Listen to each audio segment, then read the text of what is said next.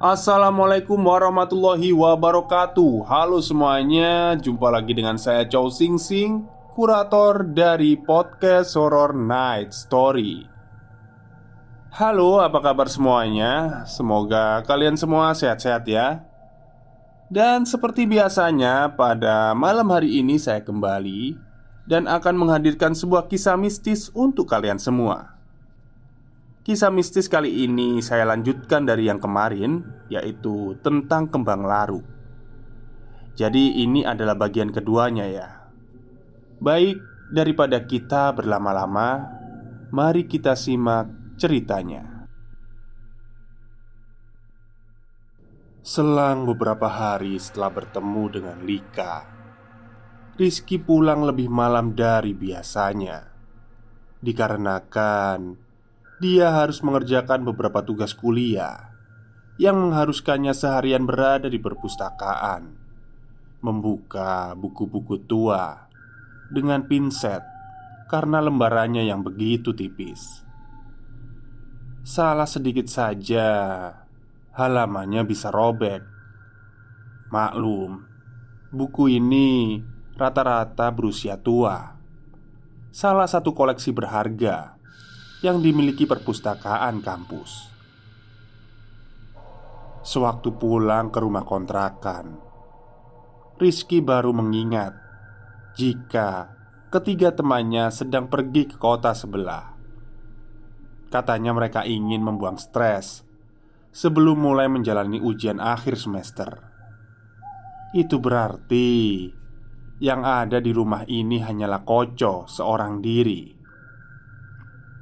Dengan menenteng tas, Rizky mengambil kunci dari kantung celana jeans miliknya. Ia mendorong pintu, lalu terhenyak sejenak ketika mendapati suasana rumah kontrakan yang terasa berbeda. Entah karena lampu yang masih dalam kondisi dimatikan, atau karena hal lain. Selain itu, udara malam ini juga terasa lebih lembab dari biasanya. Rizky mencoba untuk tidak mempedulikannya, karena di dalam kepalanya Rizky hanya berpikir mungkin saja Koco sedang pergi, makanya rumah nampak seperti ini. Dia pun berjalan menuju ke kamarnya. Kamar tempat Rizky tidur berada di sebuah ruangan yang berada jauh di sudut dekat anak tangga kayu yang ada di lantai 2. Tak ada pikiran apa-apa di dalam benak Rizky kecuali dia hanya ingin meletakkan tas miliknya kemudian pergi mandi.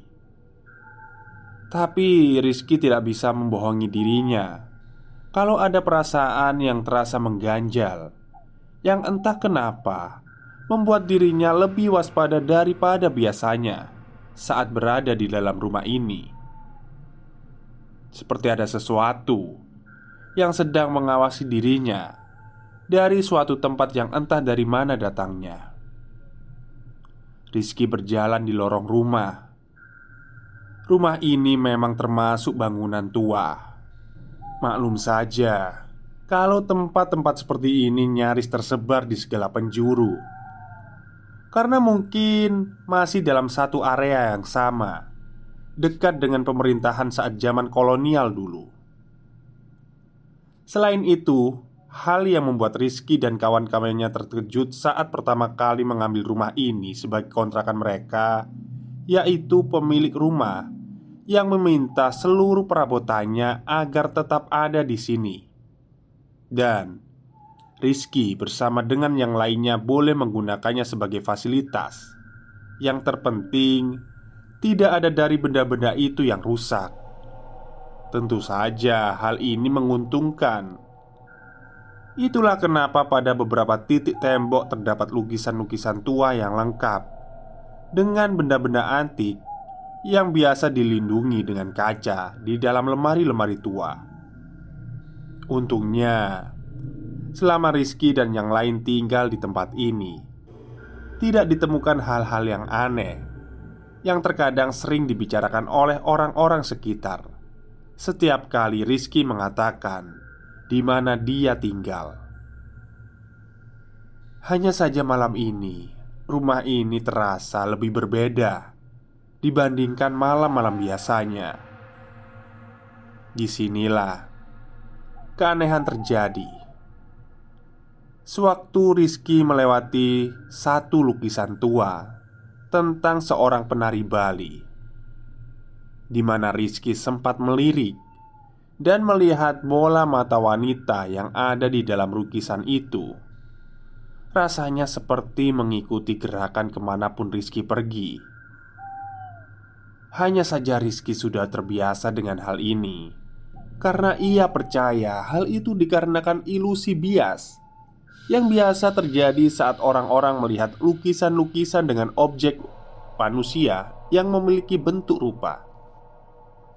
Namun sejenak ketika Rizky melangkah di jalan yang menuju ke arah kamar, tiba-tiba saja dari arah belakang Rizky sempat mendengar seperti suara perempuan yang sedang tertawa. Rizky tentu saja menghentikan langkahnya dan melihat ke arah belakang, di mana Rizky tidak bisa menemukan siapapun yang berada di tempat ini kecuali dia seorang diri. Selain itu, suara tertawa itu terdengar menyerupai suara perempuan yang ditahan seperti hi hi hi. Rizky tak mempedulikannya dan kembali melanjutkan langkah kakinya menuju ke kamar. Di dalam kamar, Rizky kemudian menggantung tas miliknya, lalu membuka seluruh pakaian yang seharian dia kenakan. Setelah itu dengan celana pendek, dia berjalan menuju kamar mandi sambil menenteng handuk yang ia letakkan di atas bahu miliknya.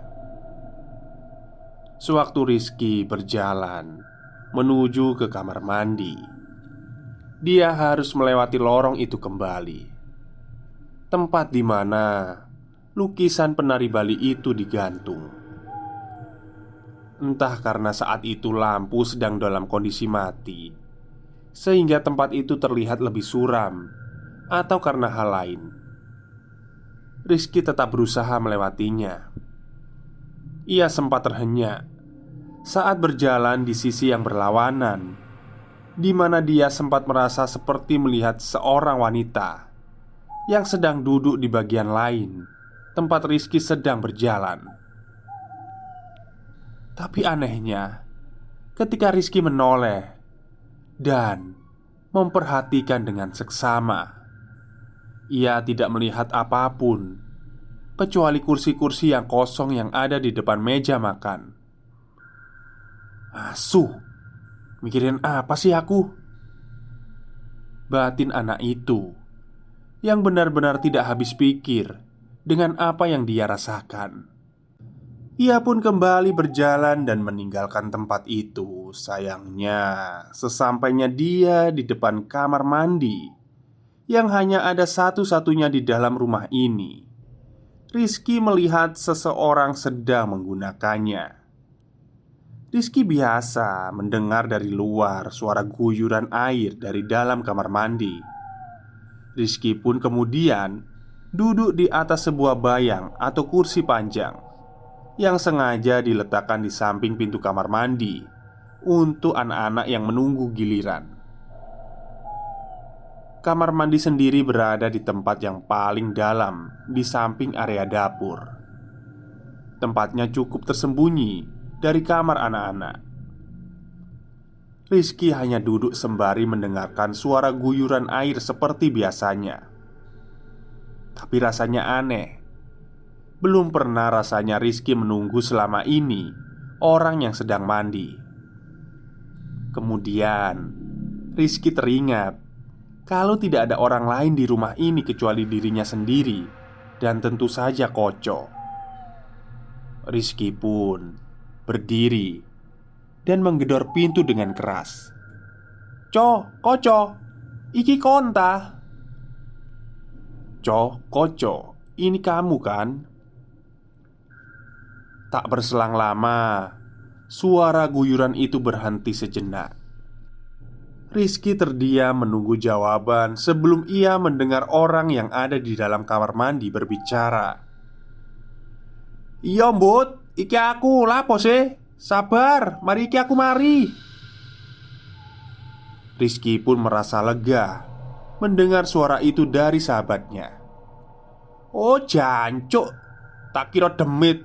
Asu, mangkane ta ngomong.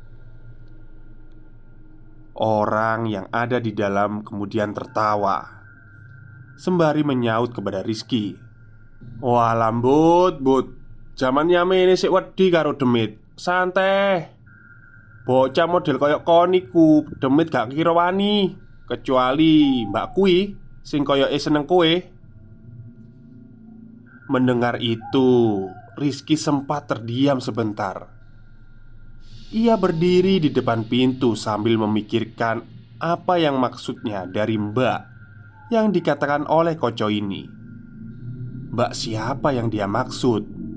Tapi Koco tidak mengatakan apapun lagi karena kemudian terdengar lagi suara guyuran air. Rizky kembali duduk sambil berujar,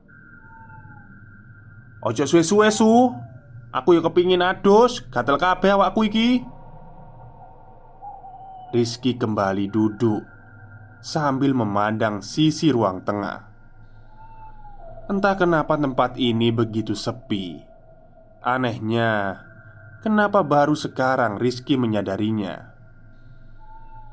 Atmosfer di dalam rumah ini terasa menakutkan. Sambil menunggu Koco selesai dari dalam kamar mandi, Rizky melamun, memikirkan kenapa dia mau ikut naik gunung. Bukankah selama ini dia tidak pernah melakukan kegiatan itu? Kira-kira apakah dia nanti sanggup fisiknya, mentalnya, atau entahlah. Rizky masih berkutat memikirkan hal itu sebelum dari ruang tengah Rizky melihat bayangan seseorang yang sedang mendekat ke arahnya.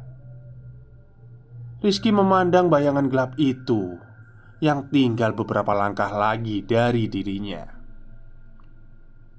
Rizky terdiam, memikirkan siapa yang datang. Apakah salah satu temannya memutuskan untuk pulang? Tapi betapa terkejutnya Rizky ketika melihat bayangan gelap itu tiba-tiba melompat dan berteriak mengejutkannya. "Hayo!" teriaknya sambil memamerkan gigi-giginya yang besar. "Jancuk kowe iki, tak celuk-celuk tambah melaku aya asu. Kowe gak krungu ta? Aku ngenteni kowe nang pinggir pos gerbang kampus, nyeludur ae dadi wong." Rizky termangu diam. Dia melihat Koco sedang berada di hadapannya. Entah kenapa Rizky bahkan sampai tidak tahu apa yang bocah ini sedang bicarakan, karena telinganya mendadak seperti orang tuli. "Weh bangsat, kowe lapo sih? Krungu apa ora?" Rizky masih diam, mencoba mencerna isi kepalanya sebelum ia sadar dan berjalan kemudian mendorong pintu kamar mandi. Sial. Batin anak itu yang seketika sadar saat melihat pintu kamar mandi bisa didorong dengan tangannya, dan tidak ada siapapun yang ada di dalam. "Hei, kamu ngapain sih? Kok diem aja dari tadi?" kata Koco.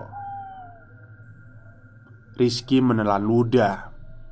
Ia bersumpah, sewaktu duduk di atas bayang ini, dia tidak melihat satu orang pun yang berjalan keluar dari dalam kamar mandi itu.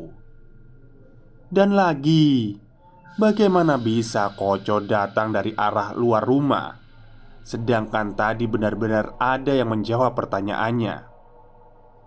Rizky pun mengurungkan niat untuk mandi. Dia berkata kepada Koco, "Negara ini sedang susah. Untuk itu kita harus menghemat air." Rizky pun kembali ke kamarnya. Malam semakin larut. Koco kemudian mendatangi kamar Rizky. Ia melihat Rizky sedang duduk di atas ranjang miliknya. Bocah itu sedang membuka buku. Koco sejenak mengetuk pintu kemudian berjalan masuk. Nampaknya anak itu sudah bisa mengira-ngira apa yang baru saja terjadi. Tanpa basa-basi, Koco kemudian langsung mengatakannya, "Kamu digangguin ya sama yang ada di kamar mandi?" Mendengar itu tentu saja Rizky hanya bisa melongo. Sepertinya Koco lebih tahu sesuatu yang tidak Rizky ketahui. "Maksud kamu apa?" "Enggak. Kamu loh kayak gitu reaksinya. Kamu digangguin sama yang jaga rumah ini ya?" Tidak lagi bisa berbohong. Rizky kemudian menceritakan semuanya. Koco hanya manggut-manggut, tidak berkomentar. Anak itu juga nampaknya tidak terlalu terkejut dengan apa yang baru saja terjadi. "Halah, nggak apa-apa. Itu cuma godain. Mungkin ingin kenalan sama kamu." Rizky hanya mengangguk. Koco kemudian melanjutkan, "Aku juga sering ketemu yang seperti itu. Malah pernah aku lihat gayung bisa terbang. Tapi ya nggak apa-apa. Rumah seperti ini justru aneh kalau nggak ada yang jagain seperti itu." Rizky mengangguk kembali. Apa yang Koco katakan memang benar. Hal-hal di luar nalar memang ada dan tidak seharusnya dia takut dengan hal seperti itu. Di tengah-tengah pikiran Rizky yang campur aduk, kemudian ia ingat dengan pembicaraan saat dia tadi sedang dikerjai. Mbak-mbak itu siapa maksudnya? Tapi Rizky memilih mengurungkan niat untuk mengatakannya kepada Koco. Kemudian pembicaraan mereka melebar sampai pada titik di mana Rizky memberitahu kalau Lika mengajak dia naik gunung bersama rombongan Koco. Saat itulah Koco baru nampak kaget setelah mendengarnya. "Hah? Kamu ikut naik? Yang bener aja. Jangan bercanda lah."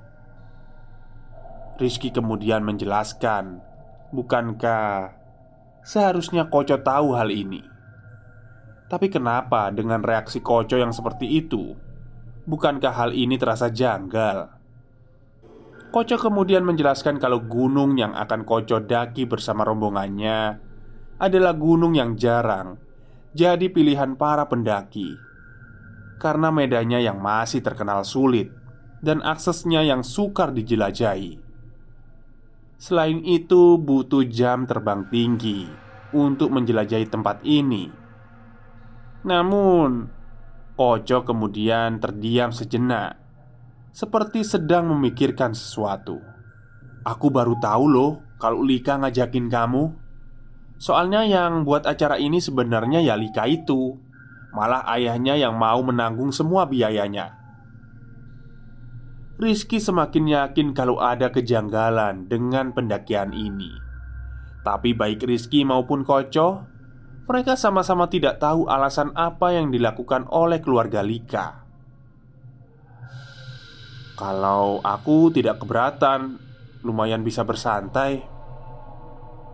Rizky hanya diam saja. Ia ingat jika Lika mengatakan kalau ayahnya adalah seorang dosen. "Terus, kamu ngomong iya sewaktu dia menawarimu?" Rizky mengangguk. Koco nampak khawatir, kemudian ia mengatakan sesuatu pada Rizky. "Naik gunung itu gak mudah loh, Riz. Gak kayak kamu tinggal jalan saja seperti biasa. Kalau orang belum pernah naik, seharusnya dimulai dengan gunung yang pendek-pendek gitu. Gak langsung harus pendakian yang ini. Kusarankan, urungkan aja niatmu. Karena kamu gak akan mengerti kalau di gunung manusia bisa menjadi orang yang berbeda." Rizky kurang mengerti apa yang coba Koco sampaikan kepadanya. Tapi jika ia melakukan hal itu rasanya mau ditaruh mana mukanya di hadapan Lika. Lagi pula entah kenapa Rizky yang biasanya kurang mempedulikan perasaan orang lain bisa begitu takut membuat Lika kecewa. Padahal mereka baru saja mengenal satu sama lain kurang dari sebulan ini. Rizky kemudian berujar kepada Koco kalau jauh di dalam hatinya memang ada keinginan setidaknya untuk sekali ini saja dia ingin melakukan pendakian ini. Jadi dia bisa merasakan perasaan Koco yang biasa bercerita kepadanya.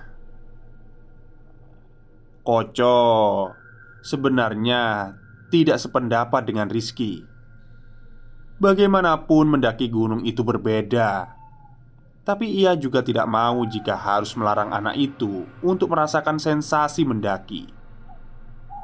Kemudian ia mengurungkan niat untuk berpesan kepada Rizky.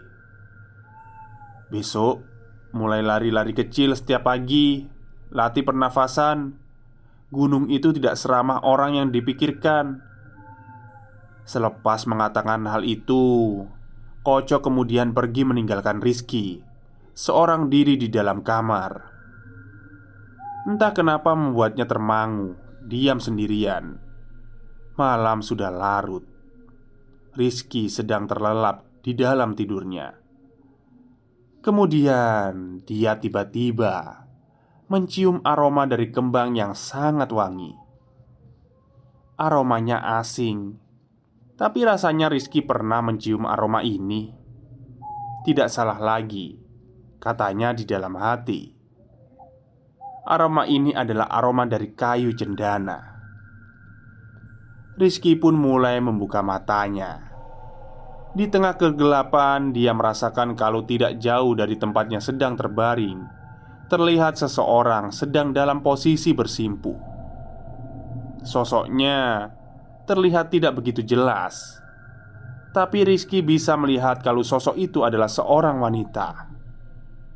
Rambutnya panjang tergerai sampai menyentuh lantai. Posisinya bersimpuh membelakangi Rizky. Rizky yang masih belum sepenuhnya sadar nampak terhenyak di atas tempat tidurnya. Ia memandang pada bagian kepalanya seperti ada sesuatu yang berkilau, seperti sebuah mahkota. Yang anehnya terlihat familiar bagi Rizky. Anak itu nampak bingung apakah dia sedang mimpi atau tidak. Selain itu, aroma wangi dari kayu pohon cendana nampaknya berasal dari sosok wanita yang ada di hadapannya ini. Rizky pun berusaha bangkit dari tempatnya. Dan tiba-tiba sosok yang masih terlihat samar-samar itu berkata dengan suara yang sangat lembut, "Tetaplah di situ."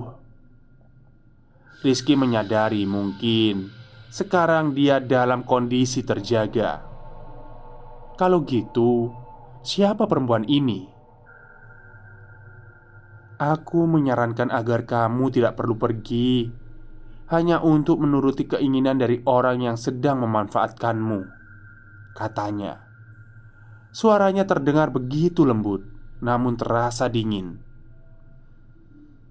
"Kamu tidak pernah tahu ada apa saja di gunung.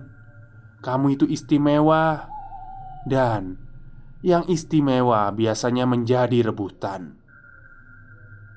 Ini bukan perkara siapa yang nanti mendapatkannya, tapi perkara dusta yang diselumuti oleh nafsu pribadi dari orang yang tidak memikirkan perasaan dari orang yang lain. Urungkan saja ya, urungkan, urungkan," teriaknya dengan suara tinggi. Rizky bisa melihat sekilas wajah wanita itu, dan seketika ia menyadari kalau sosok itu sedang bersimpuh di hadapannya. Ternyata dia ingat wanita itu adalah wanita yang ada di dalam lukisan penari Bali. Pagi harinya, Rizky terbangun dengan kepala yang sangat sakit, pening rasanya. Tapi entahlah, dia tidak bisa membedakan lagi apakah semalam ia bermimpi ataukah hal itu memang terjadi. Tapi mengenai pesan itu rasa-rasanya ada bagian di dalam hatinya yang juga ragu dengan pendakian ini. Niat hatinya selepas matahari sudah bergerak naik, ia akan pergi ke rumah Lika dan mengatakan kalau dia tidak bisa ikut dalam pendakian ini. Semoga saja perempuan itu mengerti. Sewaktu Rizky berjalan di lorong rumah, Rizky berusaha menghindari kontak mata dengan lukisan penari Bali. Tapi nampaknya itu sulit dilakukan, karena meskipun Rizky mengalihkan pandangannya, ia sempat melihat ke arah bola mata wanita itu. Wanita itu terlihat seperti sedang tersenyum ke arahnya. Rizky sampai di rumah Lika saat matahari ada di atas kepala. Dia memarkirkan motornya di halaman depan di bawah pohon jambu. Ia sempat mendongak ke arah pintu rumah yang anehnya Lika seperti tahu akan kedatangannya. Wanita itu tersenyum menunggunya. Rizky mendekat dan wanita itu menyambutnya. "Monggo mas," katanya lembut. Rizky sangat aneh dan bingung sekali, seperti menolak keras untuk mengatakan maksud kedatangannya. Di atas meja juga tersaji teh yang sama seperti sebelumnya. Dan sekali lagi Mbak Nu melotot dari ruang seberang. Lika mendorong Rizky agar meneguk teh itu. Setelahnya dia berkata dengan sangat senang setelah Rizky setuju mau ikut pendakian ini. Dan hari ini juga ada yang mau Lika tunjukkan kepada Rizky, alasan kenapa dia sampai hati melakukan ini. Singkatnya, Lika mengajak Rizky pergi ke rumah yang ada di bagian dalam tempatnya di sekitar area dapur. Mbak Nuk sempat menghentikan mereka. Ia berbicara, "Jangan non, kalau bapak tahu, saya bisa dihajar." Tapi Lika menanggapi Mbak Nuk dengan senyuman yang membuat wanita parubaya itu ketakutan dan menyingkir. Maka mereka kembali berjalan. Tangan Lika mengapit tangan Rizky, menuntunnya ke sebuah ruangan yang benar-benar terlihat gelap. Bahkan matahari pun tidak bisa menyusup masuk. Lika menyalakan lampu petromak yang ada di dinding, kemudian membawanya sembari menunggu Rizky agar mengikutinya. Akhirnya masuklah mereka ke salah satu pintu berwarna hijau muda yang dipenuhi oleh goresan aneh di depannya. Mas Rizky tahu kan kalau ibu itu kembar?" Rizky mengangguk sambil menahan hidungnya yang tiba-tiba mencium aroma busuk setengah mati. Sampai Rizky merasa mual saat berada di dalam ruangan itu. Biasanya kalau ada keturunan yang kembar, punya anak yang kembar juga mas. Mas Rizky tahu kan info tentang ini? Rizky hanya diam sembari menahan hidungnya. Rasanya dia pernah mendengar tentang semua hal ini. Tapi apa hubungannya dengan semua ini? Oke, mungkin itu dulu ya, tentang Kembang Laruk yang dituliskan oleh Mas Simpleman. Ini masih panjang sekali, jadi mungkin ada 3 atau 4 part lah nanti yang saya ceritakan. Baik, mungkin itu saja yang bisa saya ceritakan pada malam ini. Jadi kemungkinan kalau sudah saya membaca yang ini tuh, sepertinya Rizky nanti akan dimanfaatkan oleh keluarganya Lika. Entah nanti ditumbalkan atau gimana ya. Karena kan Rizkynya sendiri punya hal istimewa di dalam tubuhnya. Baik, itu saja pada malam hari ini. Selamat malam dan selamat beristirahat.